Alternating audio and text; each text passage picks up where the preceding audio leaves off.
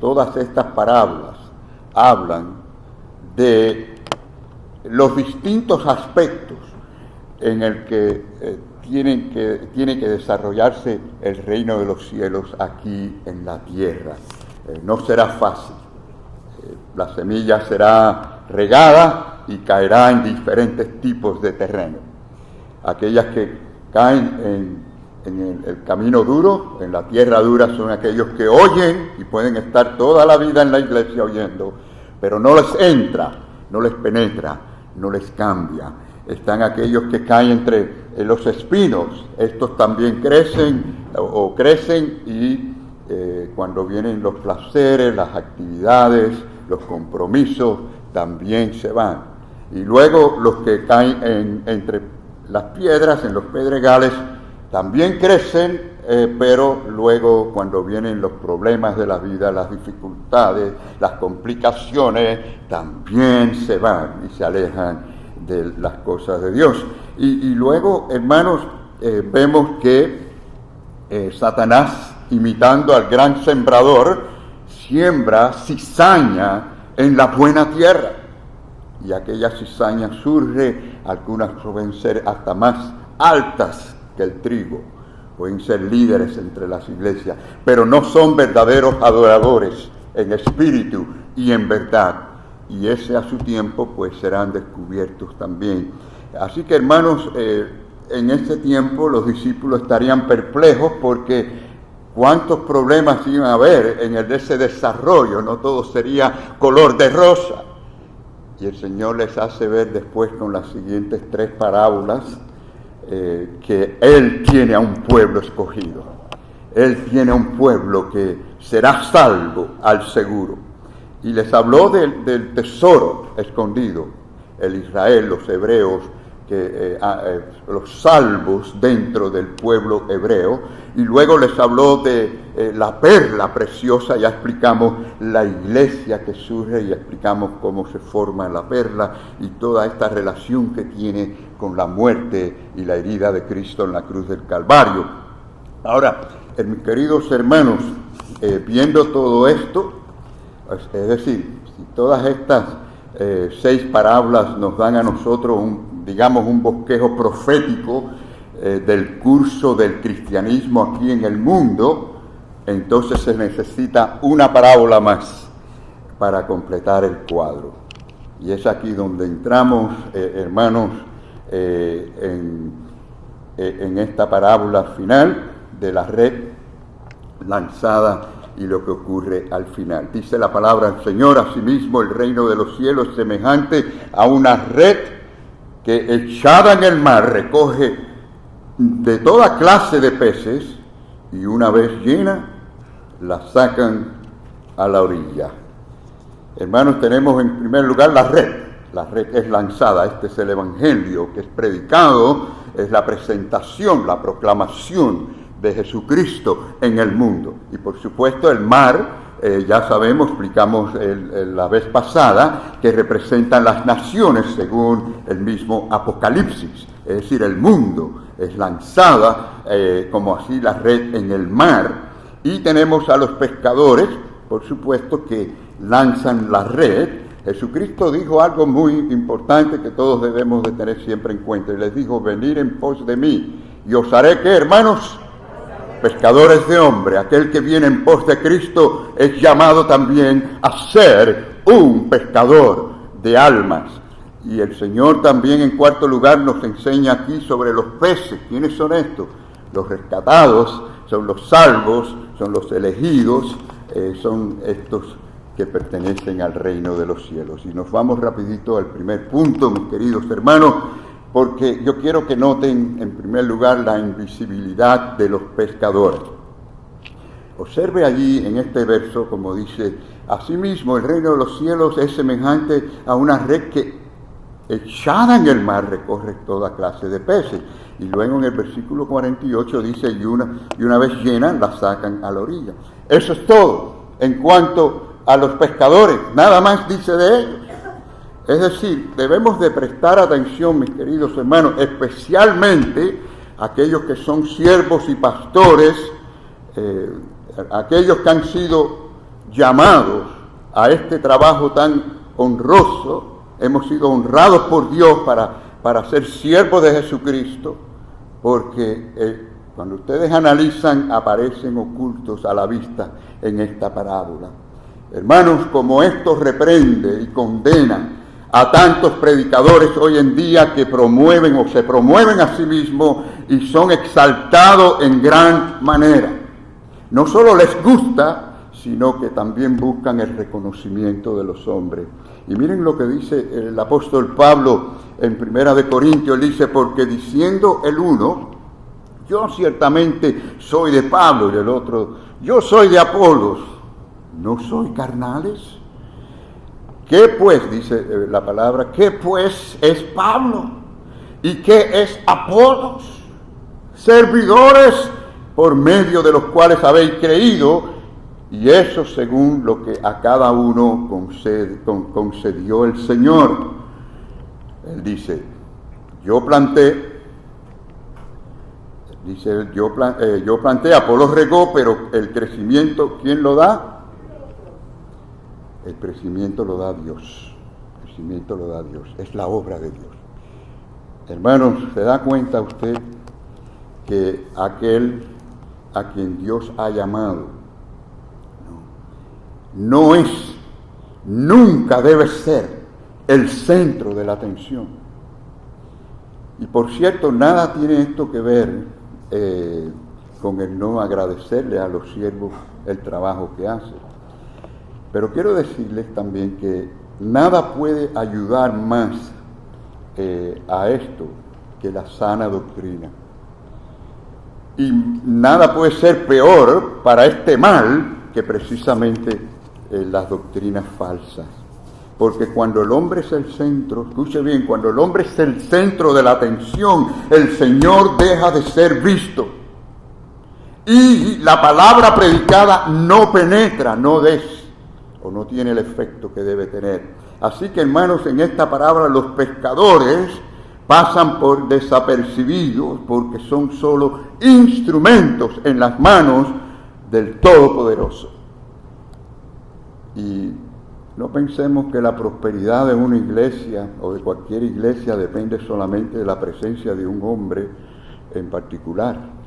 No, hermano, por mucha carisma que tenga, por mucha personalidad que tenga, por mucho conocimiento que tenga, el Señor por sí mismo Él solo es capaz de hacer continuar una obra y prosperarla hasta 10 veces más sin ese hombre prominente, sin ese hombre dotado, sin ese hombre tan grande ante los demás. En otras palabras, el instrumento nada es. Es la obra del Señor cuando nos ponemos en sus manos. Hermanos, que el Dios Todopoderoso, nuestro gran Dios, nos libre a nosotros, a su pueblo, a los pastores de este mal. Que más bien Él, con su gracia, con su misericordia, nos preserve. Preserve a su pueblo, preserve a los siervos de dar gloria al instrumento o de buscarla. Y esto no quiere decir, como yo le estaba diciendo, que no seamos agradecidos a aquellos que trabajan en la obra. Yo creo que es importante que la iglesia, los hermanos, todos, incluyendo a los pastores, seamos agradecidos y mostremos gratitud a los que sirven en la obra del Señor. El problema es cuando el deseo del corazón es recibir los aplausos, recibir la honra, recibir la gloria de los hombres. Ahí está el problema. Y tan pronto como usted comience a honrar o a glorificar el instrumento que Dios usa, la bendición de Dios se apartará de usted. Porque eso tiene un nombre: idolatría. Idolatría. Así que prestemos mucha atención a este primer punto de nuestra parábola, en la que los pescadores estuvieron como ocultos a la vista de la misma parábola. Yo creo que tan importante es lo que Dios revela, lo que expone, lo que Él dice, como aquello que Él oculta o no dice. Dios nos guía, hermanos, a estar como ocultos a la vista de toda la iglesia, pero eso sí, que estemos más activos que nunca, sirviendo al Señor, para que en cada palabra, en cada predicación, en cada obra, no sea el hombre visto, sino Cristo en su gloria. Hermanos, somos como barro en manos de un gran alfarero. Barro solamente, pero en las manos del gran alfarero. Y el barro necesita ser formado por ese gran alfarero que tiene grandes propósitos. En segundo lugar, en esta mañana, amados hermanos, el propósito de los pescadores al echar al mar la red y sacarla de nuevo. Vemos en la palabra del Señor que nos dice en Mateo 13, una vez más leemos, y una vez llena, la sacan a la orilla y sentados recogen lo bueno en cestas y lo malo lo echan ¿dónde? Lo echan fuera. Así que nos dice que van a haber peces malos, ¿no? Pero serán echados fuera. Claro que el propósito principal de Dios es enviar a los siervos para recoger los buenos peces. Estos son los escogidos, los que han de ser salvos. Dios tiene un plan misionero, hermanos, que es perfecto. La obra de la cruz no falla, es perfecta. Dios la terminó completa. Y Dios llama a los siervos a hacer esta gran obra, a lanzar la red, sea que usted sea un misionero, sea a través de la escuela dominical, sea a través de la predicación o cualquier otro trabajo que usted haga o servicio. Dios nos llama a lanzar la red y nos ha llamado a buscar el buen pescado, el buen pescado. Hay dos palabras, dos pasajes bíblicos que quiero compartir con ustedes en referencia a dos aspectos de este lanzamiento. Hay otros, pero quiero mencionarles dos que son importantísimos para que esto se logre. Y en Primera de Corintios el apóstol Pablo dice un principio, y yo pienso que a veces olvidamos estas cosas, ¿no? Pero miren lo que dice el apóstol Pablo: a todos me he hecho de todo. ¿Para qué? Para que de todos modos salve algunos. ¿Usted entendió esto, hermano? ¿Ha pensado en esto? O sea, él ponía al lado a veces sus derechos, sus propósitos, por servir a otros, para que haya armonía y para que la gente escuche, para la oportunidad de poder ministrar y llevar la palabra del Señor. Y esta actitud, hermanos, quiero decirles que aunque parece que es solo para el mundo, si no lo empezamos a practicar aquí entre nosotros, no lo vamos a hacer afuera. Lo que no hacemos entre los hermanos y no somos capaces de hacer aquí en la iglesia, no lo vamos a hacer allá afuera. Ahora, yo quiero aclarar que la expresión de hacerse de todo para ganar a alguno, nada tiene que ver con el comportamiento mundano. Esto no quiere decir que usted vaya ahora a hacer como los que están en el mundo, todos los pecados que ellos hacen para hacerse de todo. No. Esto lo que quiere decir que usted se pone al nivel de ellos para traerlos a Cristo, para hablarles del Evangelio. Yo quiero darle dos ejemplos del Señor Jesús. Cuando el Señor Jesús habló con un hombre que era teólogo, un hombre que era un estudiado judío, un distinguido, llamado Nicodemo, le habló con profundidad, con teología, al punto que Nicodemo mismo no lo entendió. Le dijo: tienes que nacer de nuevo. En un momento le dijo: ¿eres tú, maestro de Israel, y no sabes esto? Pero cuando le habló a aquella simple mujer pecadora junto al pozo de Jacob, que fue a sacar agua, aquella samaritana, le habló del agua viva, que si la tomase no iba a tener más sed. Jesús supo llegar al nivel de los demás, se hizo de todo para ganar a algunos, como dice la palabra. Y Pablo hizo esto. Él está hablando de esto, de darse la oportunidad para poderle hablar al pobre como al rico, al eminente, al que sea. Y como ustedes saben, hermanos, Pablo principalmente fue enviado a los gentiles, a predicarles, era el apóstol de los gentiles, como dice Romanos 11. Sin embargo, frecuentemente le hablaba a los judíos, a la gente de su sangre, para ganar a alguno. Y este es el aspecto, esto es un aspecto del lanzamiento de la red. Si usted no está dispuesto a hacer eso, usted no podrá hacer bien este trabajo. Piénselo. ¿Estás dispuesto a hacerte como de otros? Porque a veces miramos algo que no nos gusta de la gente y ya nos alejamos. Pero hay que hacerse de todos para ganar a alguno. Esa es nuestra responsabilidad. El otro aspecto puede ser hasta más difícil. Porque el otro aspecto dice, esto es un versículo que yo creo que los arminianos no saben que existe. Bueno, digo en broma, sí, el problema es la interpretación, ¿no? Pero dice, segunda de Timoteo 2, dice, por tanto, todo lo soporto por amor de los escogidos. Hay tan poco soportar, hermano, para que ellos también obtengan la salvación que es en Cristo Jesús con gloria eterna. ¿Por qué soportaba? ¿O por qué tenemos que soportar? Por amor a los escogidos del Señor. ¿Has pensado en eso, hermano? Hermano, como deja por desear esto a muchos en distintas iglesias que no soportan, no saben la bendición que hay por soportar lo que el Señor puede hacer. Hermano, la palabra dice que los fuertes tenemos que soportar a los débiles, es decir, a los que no son muy maduros, ¿no? Así que el apóstol Pablo, para él, los escogidos de Dios era el propósito por el cual se hacía de todos.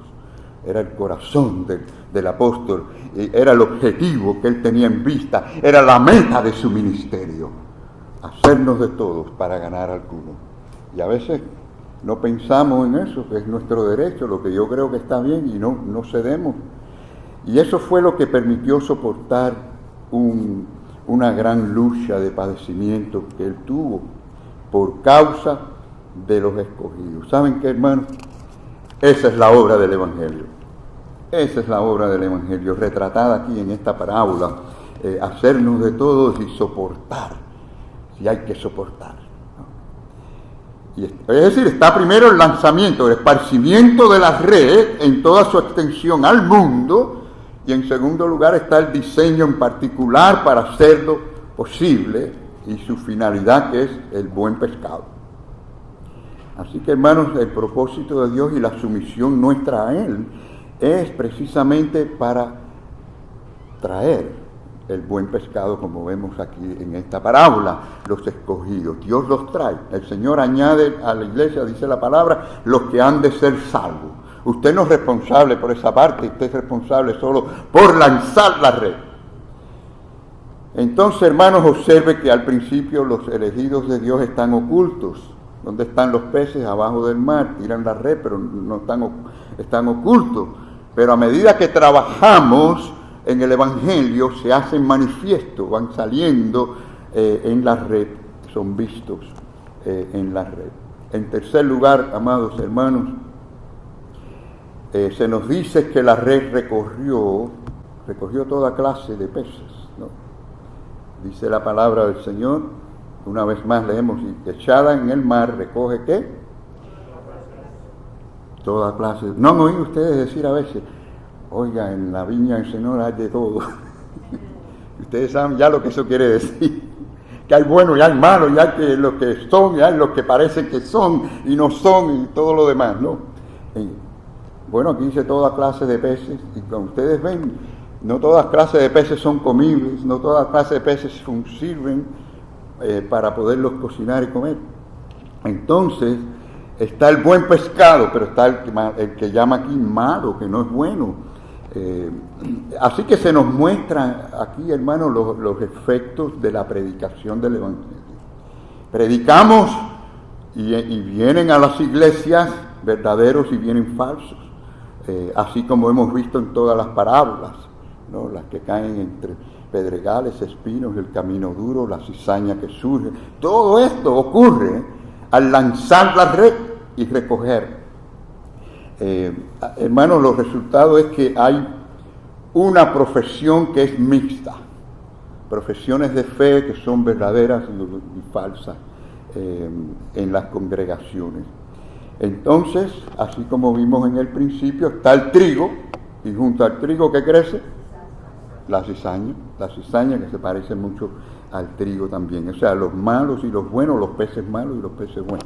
En cuarto lugar, amados hermanos, se nos dice que al final la obra, o sea, el Señor separará, eso es parte de la obra, separará a unos de otros, los buenos de los malos o los malos de los buenos. Así dice la palabra del Señor. Leemos una vez más que dice, y una vez llena la sacan a la orilla, y sentados recogen lo bueno en cestas, y lo malo no lo ponen en cestas, lo echan fuera. Y así será el fin del siglo. Saldrán los ángeles, del proceso que va a usar.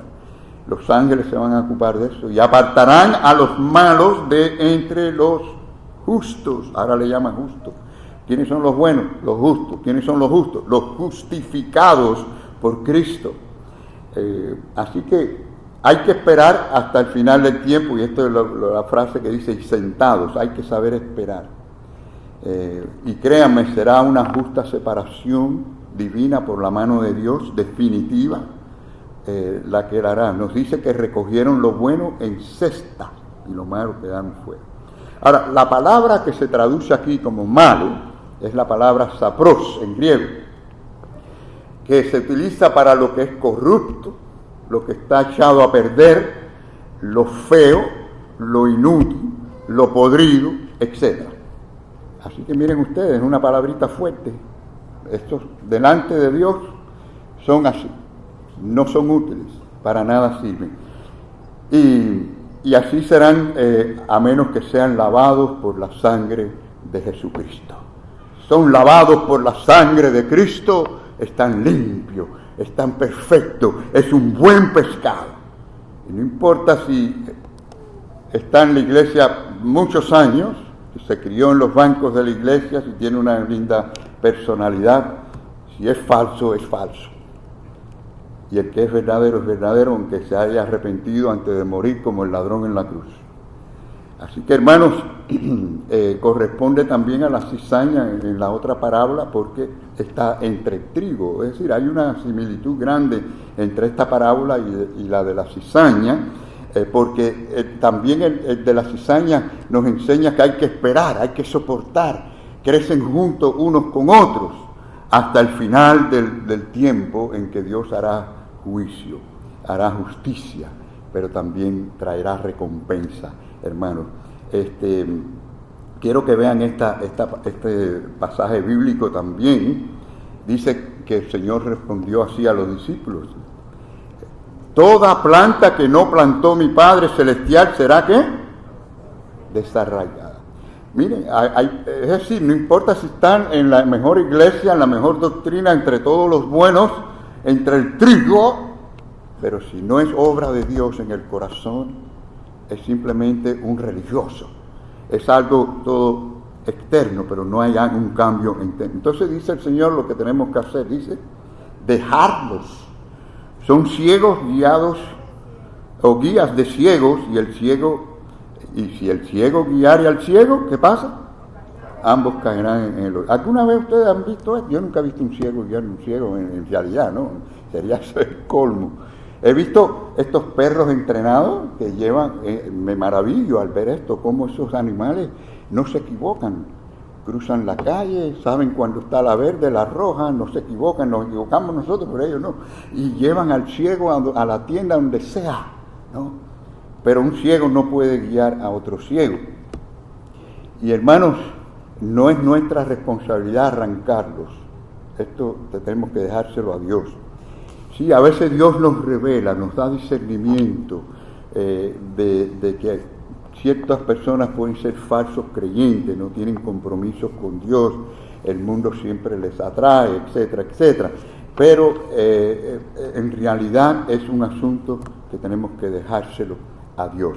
Miren lo que le dijo el apóstol Pablo una vez a los creyentes romanos en cuanto a estas cosas. Dice: mas os ruego, hermano, que os fijéis en los que causan divisiones y tropiezos en contra de la doctrina que vosotros habéis aprendido. ¿Y qué dice después?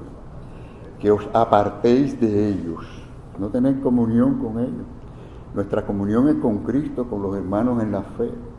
Yo siempre he practicado tratar de tener alguna amistad con la gente del mundo, pero hasta un punto, porque no podemos darle una impresión equivocada, ¿no? Nosotros sabemos que nuestra comunión verdadera es con Cristo y con la iglesia. Ahora, ¿qué hacemos con ellos, hermano? ¿Qué hacemos con ellos? El Señor nunca dijo, encarcélenlo, tortúrenlo, aunque a usted le dé gana en algún momento torturar a alguien. No, el Señor no dijo que hagamos eso, no dijo quémenlo. Dios nunca ha pedido esto a su pueblo, sino dejarlo, apartarnos de ellos. Y eso es todo, evitarlos, no tener comunión con ellos. Si alguien usted ve que está enseñando doctrinas falsas, usted debe dejar eso. Y miren cómo hay esa gente hoy por las redes sociales. Es algo espantoso y hay muchas cosas que son tan sutiles que la gente no se dan cuenta. ¿Por qué no se dan cuenta? Porque no estudian, porque no tienen cierto nivel de conocimiento de las Escrituras y les parece magnífico. Recuerdo hace unos años atrás, alguien me dijo, pastor, me voy para otra iglesia porque la alabanza de ustedes está muerta. Miren, yo no sé realmente qué significaba para ellos que estuviera viva, ¿no? Si saltar o qué otra cosa hacer, ¿no? Pero me voy, pero no se preocupe que la doctrina es la misma. Y cuando yo averigüé, la doctrina no era la misma. Yo digo, qué triste que estuvo aquí y no entendió, no aprendió, no sabe discernir, le pareció bien. Increíble, hermanos. Yo les digo, yo prefiero ir a una iglesia que, aunque no tenga instrumentos ni tenga gente capacitada para la música, pero que tenga una sana doctrina que llene mi alma, mi corazón, hermano. Así que son cosas que a veces ocurren en las iglesias, pero hay un pasaje que yo quiero que ustedes vean, que nos dice, si alguno viene a vosotros y trae esta doctrina, y no trae esta doctrina, la doctrina de los apóstoles, no lo recibáis en casa, ni le digáis ¿qué? Bienvenido. Hace creo que 2 domingos atrás se nos aparecieron, íbamos a empezar el culto, todavía no habíamos empezado, y se aparecieron 2 señoras allí en la puerta, entraron un poco hacia adentro de la parte esa allí, detrás del cristal, testigos de Jehová. Y empezaron a predicar, y había una de nuestras hermanas allí en esa lucha. Yo me doy cuenta y voy, y digo, esto tengo que terminarlo rápido y tenemos que empezar el culto. Le digo, mire, nosotros somos una iglesia bautista y tenemos nuestra doctrina. Si usted quiere saber la verdad, siéntese allí en uno de estos bancos y escuche. Yo no voy a su iglesia a meterme allí a predicarle a los que están sentados allí. Eso es falta de ética, pero si usted quiere, yo le invito, venga, siéntese y escuche y compare. Porque aquí en esta iglesia hemos predicado contra la doctrina de ustedes y creemos que es falsa. La señora se quedó calladita, dio la vuelta y se fue, pero rapidito. Y bueno, ya hora de empezar el culto, así que vamos hacia adelante. Entonces, se acabó el problemita ese, la tensión que había allí en ese lugar. En Mateo 13, dice la palabra que así será el fin del siglo. Saldrán los ángeles. ¿Qué momento es? Ustedes se pueden imaginar un momento como este. Señor, esto va a ser espantoso para esta gente. Y apartarán a los malos de entre los justos. Y dice la palabra que los echarán, ¿dónde? Esto es horrible, un horno de fuego. Y allí será el lloro y el crujir de dientes por toda la eternidad. La gente no piensa, señores, esto es algo serio. Así que de parte de nosotros el trabajo de los pescadores, entendiendo esta grandeza de toda esta realidad espiritual y el fin de los tiempos, hay que lanzar la red. Y sabemos que no hemos terminado la obra simplemente porque hemos lanzado la red o porque estamos recogiendo, como acá en la iglesia empiezan a venir personas y a rendirse a Cristo y a seguir a Cristo. No hemos terminado la obra termina cuando, dice aquí la parábola, son puestas en cestas, ya finalmente separados de los demás para la eternidad. Así que, hermanos, es cierto que no todos los que están son, eso es verdad. Es cierto que muchos dirán en aquel día: Señor, Señor, en tu nombre hicimos hasta milagros. Y el Señor los va a mirar como a desconocidos. En tu nombre hicimos grandes obras, predicamos, hicimos... El Señor les va a decir: apartados de mí, hacedores de maldad, no os conocí, no os conozco. No tuve nada que ver con eso. Eso fue obra de hombres, de gentes religiosas. Hermanos, el texto es claro al decir que los ángeles se van a encargar de hacer esa obra, de separar. El Señor lo va a hacer a través de los ángeles. Pero sepan que esto es un lugar de horror, el infierno. Recuerdo una vez una señora me dijo: mira, si mis hijos van al infierno, yo quiero ir al infierno para estar con ellos. Y yo le dije: mire, lo que usted tiene que entender que en ese lugar, lo menos que usted va a tener es compañerismo con sus hijos. Eso es un lugar de tormento, eso es un lugar de oscuridad, eso es un lugar donde el crujir de dientes, es un lugar de gritos, de llanto, toda una eternidad. Pero ¿saben qué? La gente vive ignorando eso. Esta es la realidad. Tenemos que predicar, hermanos, y el tiempo es corto, nuestro tiempo es corto. Bueno, quiero decir estas últimas palabras para cerrar. Si no estás seguro de tu salvación, hay un lugar solamente donde debes venir, y es junto a la cruz de Cristo. Venir arrepentido, reconociendo que eres pecador, que has ofendido a Dios, que necesita que Él te lave con su preciosa sangre derramada en la cruz del Calvario. Ven desesperadamente deseando su misericordia y su gracia. Ven con fe, no en la obra que tú puedas hacer, sino en lo que Él hizo en la cruz del Calvario. Pero, querido amigo, hermano, si eres creyente, si eres parte del reino de los cielos, quiero que sepas que eres llamado a ser un pescador. Eres llamado a compartir con otros a Cristo.